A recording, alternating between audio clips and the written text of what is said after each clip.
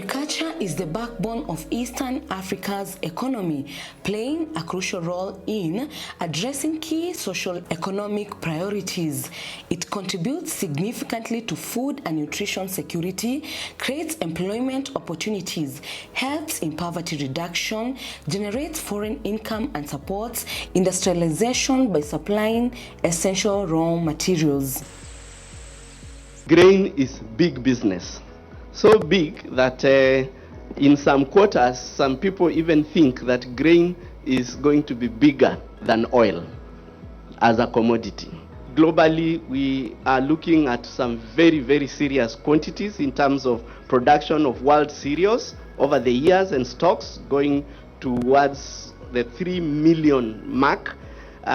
Utilization again increasing, but we've had some bit of decline with the key producers, Brazil, US, and a bit of downturn because of what's happening in the Eastern Europe. Some analysts actually are suggesting that conflict, the veiled real issue, is around grain and the world markets and control of grain trade in the world and food and all those relations around there. So it's quite important. From a global trade and consumption, again, very, very significant, with maize leading, then you have barley, sorghum, and then in terms of utilization, surprisingly, grain, globally, most of it goes into food and then feed. First of all, feed, then food, then other uses, including fuel. So you have the 3 or 4 Fs, food, fuel, and feed.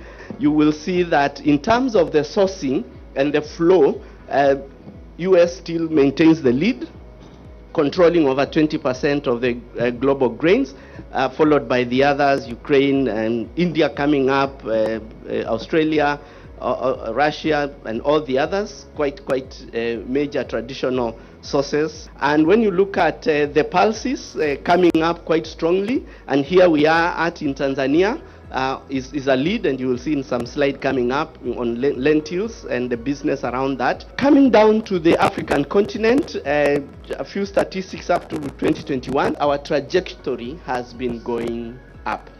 From 2001 to 2021, it's been quite a big growth, and that growth is nowhere near potential. We are still very much below potential. When you start now ranking, in terms of the major crops, you will see that maize or corn takes quite a big lead, followed by rice, followed by wheat, and then sorghum, millet, and all the others that also have quite a lot of potential. If you look at the 10 top produced in the African region, then when you look at top 10 in 2021, in terms of the production, where are we producing it? Our good brothers, the Ogas in Nigeria, take the lead. Very neck to neck with those that are with us here in the room, the Ethiopians. A clap for the Ethiopians, because they are really up there looking at total production. Then of course you have Egypt, using the water that we produce here. They use our water and produce a lot. South Africa, and then who shows up there among the big boys? A clap for Tanzania. they're showing up there. Then you have all the others that follow. Quite interesting when you look at production and who is producing. So as part of this workshop, we would like to resolve some of these outstanding issues that are preventing trade between these countries. And then we also hope to facilitate business-to-business deals so that the private sector takes an active role in addressing this impending food security situation. EAGC has partnered with TradeMark Africa to address challenges constraining the export value chain through a 3-year project on strengthening competitiveness in selected staple food value chain in East Africa, with funding from the United States government. Feed the Future initiative through the USAID's Economy, Recovery and Reform Activity AGRA program, which aims to increase inclusive job creation and income among staple food value chain actors through increased intra-regional trades. EAGC has also partnered with AGRA on stimulating inclusive export-oriented pulses trade in the northern corridor of Eastern Africa. EAGC and its partner have provided us a platform. May we deliberate policy, bottlenecks to staple export trade, explore and unpack feasible solutions that will take our sector 10 steps forward towards where we envision ourselves, and may we establish harmonized and coordinated approach in facilitating food trade across borders. Structured cross-border trade is crucial for sustainability and growth of our agricultural sector. By establishing proper contracting mechanism, clearance procedure, settlement through financial institution, we can create a robust framework that not only enhances trade efficiency, but also contribute to our GDP. We have taken keen interest in facilitating regional and continental trade, food and agricultural trade in Africa. Currently, the continent imports about $41 billion of food from the rest of the world. And data shows that in the near future, 2025, this is expected to grow to about $110 billion. This is a huge drain of resources from the continent, but we should also look at it as a great opportunity for economic growth, shared prosperity, and also create job opportunities, especially for the youth, which is the largest percentage of our population in the continent. The presence of both surplus and deficit regions, along with variations in crop harvesting timings and comparative advantages in producing different grains, naturally creates opportunities for specialized trade and arbitrage. We have a very interesting phenomena in the Eastern Africa region, which is one of the reasons why we are gathered here, and it's the interdependence between the countries. And to me, that is something that I quite find positive. In that, in the region, we have some countries that are surplus producers, and we have some countries that have got a deficit, and that creates a symbiotic or an interdependence where for those surplus producers, they need a market. Because if you are a surplus producer and you don't have a market, then what will motivate you tomorrow to produce more and more? And those that are deficit for one reason or the other, it could be structural, it could be agriculture related, or whatever it is, you still need food, you still need to feed, and the best place to buy is from your neighbor.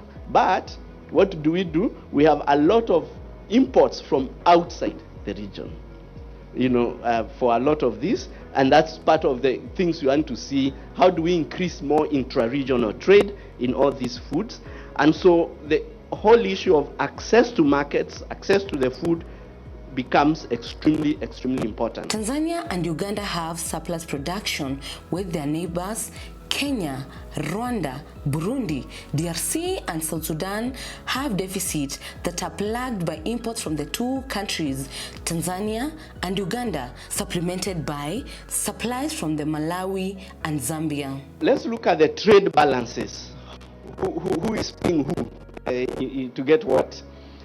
The graphs that go below zero means somebody is digging out of their pocket to give another person money to get something. So you will see that wheat, if you see that over the years, the hole in wheat is getting, what is happening? Meaning we are doing what? Paying that wheat farmer somewhere else to grow the wheat to feed us, and that means you have to part with the money. If you look at rice, again, it's kind of been reducing, but we should be in the positive. But where are we on the positive lane? Pulses. And pulses are a very big opportunity. And soybean, again, you can see it's starting to also get onto the space. So what is happening with the food trade and the current situation in the Eastern Africa region is that with what has affected us with the Nino, the La Ninas and all that, we have currently now a very, very big need to support and to get trade to happen. And I'm glad the messages we are getting from Tanzania here where we are very positive messages. They are not the kind of messages we used to get 6 or 7 years ago. Now we are talking about Tanzania urging maize farmers to eye export markets. We are talking about, Tanzania saying we will export, and earn all these millions of dollars to the drought-hit Zambia and to all these others. That's a kind of, language that we are quite happy that from the policy level pronouncements, there is that view that trade is critical, trade is important, and we'll support it. Now let's look at the country profiles to see how are we sitting in the various country levels. Starting with Kenya, particular order. We see this season 2024-25 a situation where the yield will just be about 3.7 million metric tons of maize specifically. But even with that, Kenya continues to be perennially a deficit country. So Kenya is indeed a key destination market in the region, receiving grain, and the prices are quite attractive. So in Tanzania, looking at 3 main ones that we could plot, where we will still be working on more, a huge yield, and indeed the harvest has started, and we also are aware even purchases into the strategic food reserve are already ongoing. A serious 7 million plus yield estimated, a big surplus, and this surplus is building on some very good stock holding that has been there with the NFRA, with the CPB and all the others. So we really are saying the bread basket is growing bigger and bigger and fuller and ready to serve out there. And so Tanzania can brag as being the serious bread basket in the region, or ugali basket for that matter. So we deal with different commodities, maize, groundnuts, cowpeas, pigeon peas, beans, I should say the legumes. We are specialized in that. In terms of tonnage, because this year we do not have good rains in Malawi, so the tonnage depends upon the demand of the buyer. So we aggregate, we aggregate according to the demand of the buyer, especially the type of the crop which we have been requested to supply. But we are experts and we are dependable. We are professionals.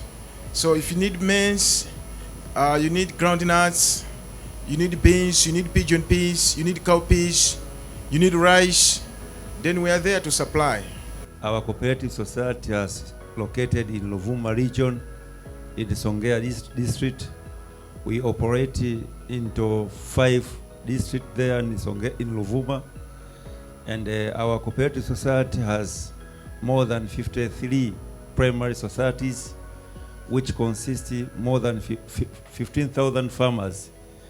And we deal with agricultural products such as tobacco production, sisime, pigeon peas, and other crops such as beans.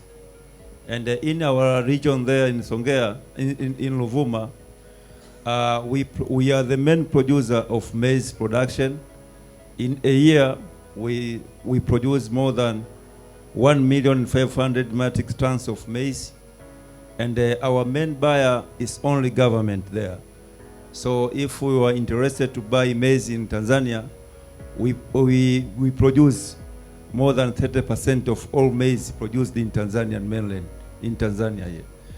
Apart from maize, also in a year we produce more than 20,000 metric tons of soybeans and almost 5,000 metric tons of pigeon peas and more than 5,000 of beans, metric tons of beans.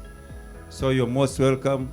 And through there in Ruvuma, three crops such as beans, such as soybeans, sisime, and pigeon peas. We are selling through an auction which is conducted by the government. We are selling through TMX. So those buyers who will come there to buy our crops, you are supposed to be registered through COPRA, and you can buy through a TMX. But for maize and other crops, it is free trade. I'm here to offer to you maize grain, beans, peanuts, and maize flour for my colleagues in DRC. The quality is not an issue. If we agree on the price now, we can even start loading. Thank you. We are an agribusiness company located in the northern part of Tanzania, and we basically deal with grain aggregation and grain processing. And we are focused on 3 types of grains, which are maize, barley, and sorghum. And we have a special product that we call value-added grain, whereby the grain that we do produce is weighed, properly checked, packed, and cleaned. And we have a specific product that we do offer to our customers. We do mostly each and every grain value chain, and recently what East African Grain Council has done with us is has helped us to introduce us to what is called the G hubs, which are grain hubs, which are a network of farmers or cooperatives. So we are capable of producing and delivering any quantities of grain and at the right quality. The only one in the country with a blending facility for fertilizers. So we produce fertilizers, package them in 10, 25, and 50 kilos so that people are able to access, to reduce basically counterfeit and preferred. So after we've given the farmers fertilizers, we buy back from them because they've increased production. So we buy back maize, sorghum, barley, soybean, mixed beans. We also buy back coffee. Coffee majorly we do export. Grain currently we add value, both for human and animal feed. The grain capacity is over 20,000 tons. That's a silo space we have for grain. So if you need maize, clean maize, right EAGC standard, please come. As the Africa's economy continues to grow and evolve, one question stands out. Why is the inter-African trade so crucial for the continent's future? We have seen a lot of export bans when food security crisis happens in the countries without realizing that there is actually a surplus in neighboring countries. So trade actually creates a safety valve for such kind of pressures on the food systems on the continent. Another thing is we've been also trying to facilitate mutual recognition agreements between these countries so that they understand and also recognize certification from each other countries. So trade also moves more smoothly. We have hunger and we have food at the same time. We are here because some people have money, they want food, they can't access it.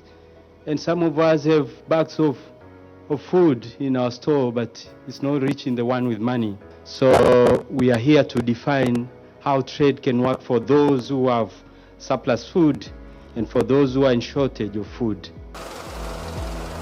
For over a decade now, TradeMark Africa has positioned itself as a champion of trade facilitation in our region, Africa region. It has been evidenced by development of various key transport infrastructures, infrastructure improvement of infrastructure in our ports, mainly the corridors, the northern corridor starting from Mombasa and the central corridor starting from Dar es Salaam. And we have seen massive gains from the facilitation that through our donors we've been able to achieve, and through you, our partners, private sector and government. Despite the potential benefits for food security and regional agricultural grain trade, current policies and investment decisions are not effectively driving the desired transformation in the agri-food system. The existing frameworks and investments have proven suboptimal, failing to catalyze the necessary changes to achieve a more resilient and effective agri-food system. Addressing these shortcomings is crucial for unlocking the food potential of food security and enhancing regional agricultural trade. However, the biggest challenge remains we have multiple systems running running together, but they are not integrated. One of the presenter here, if not during the discussion, said it is important to have systems that speak to each other across the continent. Tanzania, for example, we have invested in agricultural trade marketing system through the Ministry of Agriculture to digitize more than 13 crop boards, including sanitary and phytosanitary certificates, which has reduced time and cost for business. But apparently, for this to work more effectively, we need all these systems to be integrated, and that we can have data shared and access that at once. So the challenge ahead, to what extent can we use technology to make the trade easy to do? Of recent, TradeMark supported Tanzania Mercantile Exchange to develop a commodity exchange system. It has significantly increased the price discovery for farmers. It has also made it easy for the private sector and the businessmen to access goods in various parts of the countries. But for these kind of initiatives to work, bottlenecks around regulatory frameworks of countries needs to be addressed. Over the last several weeks, AGRA, Eastern African Grain Council, and TradeMark Africa have been trying to facilitate movement of grain from the Eastern African region to the Southern African region, which has been affected by the El Nino induced drought. As you all realize, there is a serious food security concern in the Southern Africa region. And the Eastern African countries, especially Tanzania and Uganda, have surpluses. So we have been trying to move the grain to where it's needed. But as my previous colleague pointed out, there are a number of trade barriers we are facing, particularly on the non-tariff trade barriers, especially regulatory related, which is impeding the flow of grain. Trade of staple food and food grains, which accounts for more than half of all food trade in the region, contributes to about 25 to 30% of the national GDPs.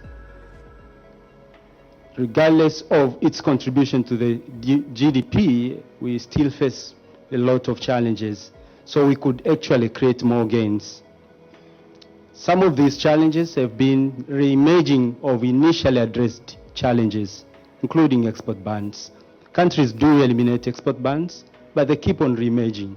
What can be done to ensure once a challenge is addressed forever? The big challenge, though, from Uganda is the transport logistics. When we give quotations to supply DRC, to supply Zambia, to supply Malawi, those distances, and particularly because there's no return cargo, the logistics is a very serious barrier that we need to look at. We've also seen in the media an expression of interest from Uganda to supply Zambia through a B2B arrangement. The only concern we raised was the offer price, which when you take 290 plus 410, what does that give you? So when you offer that as a price per ton, even in the global markets, that's pretty outside what would be expected. And so, as you would expect, that offer, we are aware that it didn't get traction. For the intra-African trade to truly succeed, key requirements that need to be met were also addressed. But there are requirements for mandatory export permits, which definitely we support. It's important to have structured trade. And another very important requirement that if you are going to engage in export business, you need to be well registered with government. And we also have seen reports that trade agreements have been signed at government level with DRC in May and with all this, even with Zambia now. So those are good positive pronouncements and policy thrusts that go towards the export trade that we're looking at. The policymakers present committed to facilitate various aids to stakeholders in the grain value chain. The goal is to improve trading capabilities and ensure more effective integration into a broader market. So at AGRA, we have had several projects in order to facilitate trade in the region. We're working on a regional food balance sheet with COMESA. Basically, this is a project intended to create real-time data for policymakers and for private sector people to make evidence-based decision-making. Present, we have started the process of formalizing food crop value chains and strengthening marketing structures, all aimed at facilitating trade at a faster rate. We are linking these farmers to financial institutions, and we have our financial institutions, Malawi Industry Investment Corporation, we call it MIC, that is giving farmers loan. Government is just facilitating that to make sure that farmers get loans for inputs, for irrigation, for whatever they want to make production for the winter. And the government is also rehabilitating schemes that maybe were damaged during the cyclones, because to say the truth, Malawi has suffered a lot in the past 3 years. We had the cyclones, 2 years, and now it's the El Nino. So we have been beaten both sides, left and right. So we are now encouraging the private sector to come into production, and we are doing everything that it takes to make them participate in the production of grains and whatever crop they can produce, so that we improve our food security. So thank you, Mr. Chair. Mr. Chair, allow me to speak in French, because if I speak in English, people in my country will not understand what I'm going to say. So if you can take your to understand what I'm going to say. Thank you. Alors, merci beaucoup pour la parole et pour l'invitation que vous avez accordée à la République démocratique du Congo. Et mesdames et messieurs, nous sommes le ministère de l'Agriculture et de la Sécurité alimentaire de la RDC. Et avant toute chose, je voudrais dire à mes collègues de la Zambie et du Malawi que nous sommes sérieusement ensemble avec eux. Nous sommes d'équerre avec la situation qui leur est arrivée de cette désertification qu'on a appelée El Nino. Et que nous, en tant que ministère de l'Agriculture en RDC, nous travaillons depuis longtemps dans l'accompagnement des producteurs céréaliers pour essayer de suppléer, d'inciter les producteurs à produire beaucoup plus de céréales dans les pays, afin de couvrir les déficits d'abord du pays, mais aussi de favoriser les exportations d'abord dans la région, parce que nous sommes des voisins, nous sommes les pays qui a 9 pays voisins, et la RDC, c'est un grand pays au centre de l'Afrique, avec plus de 100 millions d'habitants actuellement.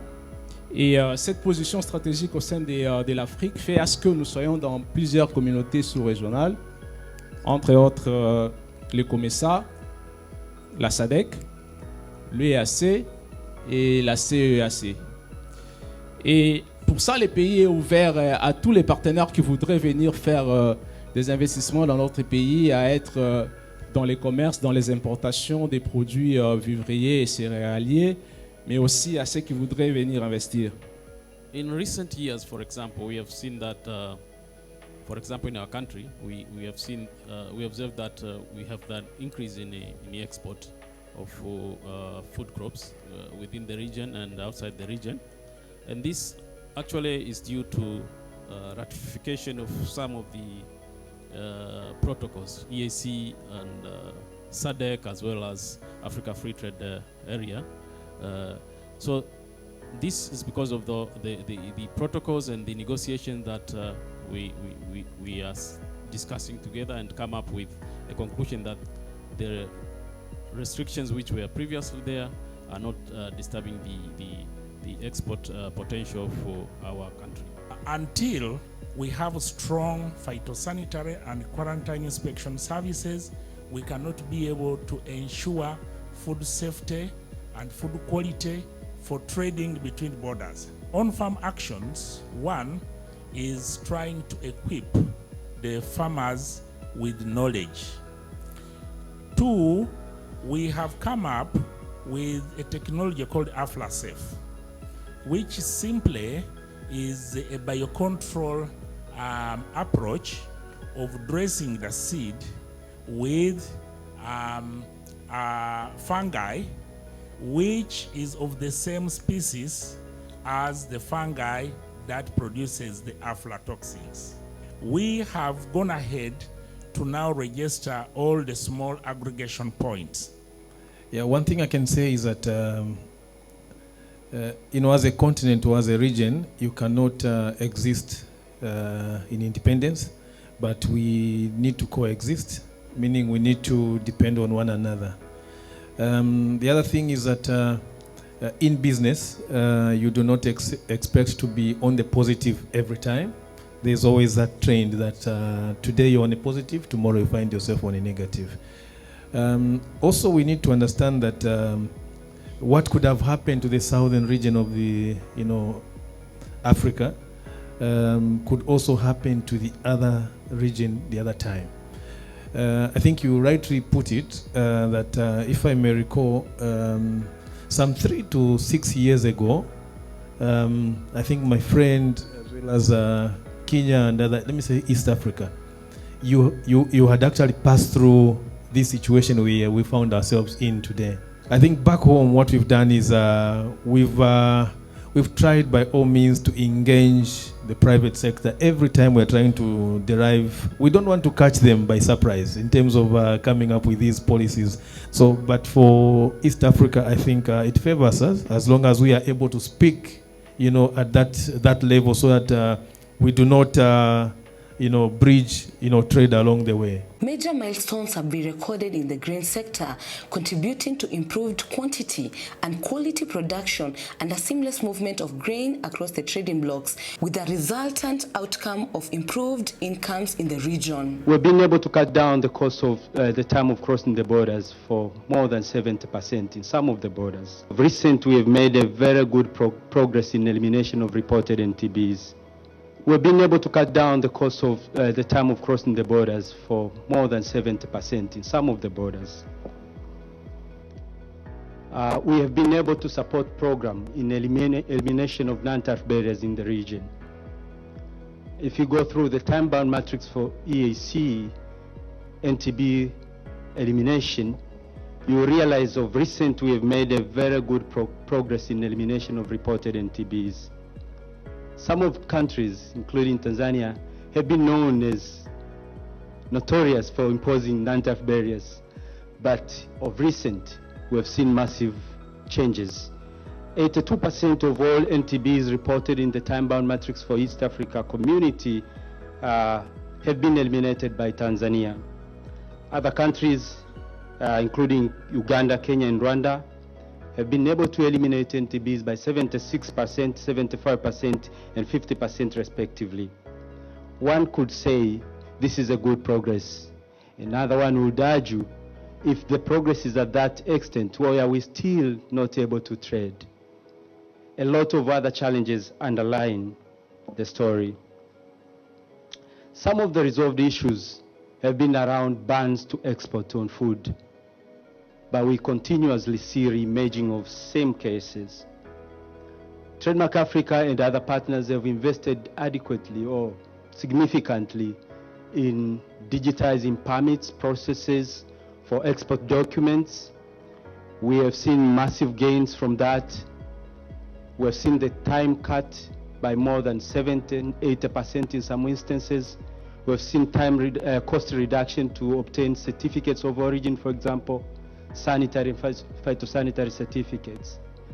Tanzania, for example, we have invested in agricultural trade marketing system through the Ministry of Agriculture to digitize more than 13 crop boards, including sanitary and phytosanitary certificates, which has reduced time and cost for business. But apparently, for this to work more effectively, we need all these systems to be integrated, and that we can have data shared and accessed at once. So The challenge ahead, to what extent can we use technology to make the trade easy to do? I wish to inform you and assure you that the government of Tanzania continue to take significant measures to promote trade and transform Tanzania into the regional food hub. Through projects such as the youth under block farming, mechanisms such as Building Better Tomorrow BBT, the ministry demonstrates its commitment to propelling the agriculture sector forward in production, processing, and trade. Tanzania continue to be committed to regional integration through the East African Community and the Southern African Development Community, SADC, and assure its neighbors that as long as the country is food secure, food shall always be available in Tanzania and beyond. We have the first of its kind, what is called a toxic scrub, a decontamination machine, a machine that is capable of removing aflatoxins from grain. And so we have managed to help some companies who have had contaminated grain go through our system. And Ben is a case in example here, who has been able to bring his grain, which is highly contaminated, and was able to take out uncontaminated grain. So if you need to discuss with us that, please, you are more than welcome. After a 2-day public-private dialogue and business-to-business trade forum, a whopping intra-African trade deals worth $409 million were sealed. Indeed, the forum achieved a remarkable success. Finally, the numbers, like I said, are still being number crunched. But let me read for you the initial data that is coming up from what has happened in the B2B. We have top 5 commodities, top being maize, followed by soybeans, followed by beans, common beans, followed by rice, and surprisingly, wheat. Quite significant. In total volume, just under 500,000 tons, and just under $400 million just here, the people who are here. So a big clap for all of us that we've been able to commit, and that's just the top 5. We will, in our reporting, list everything, but then this trade will only happen if we can cross the borders.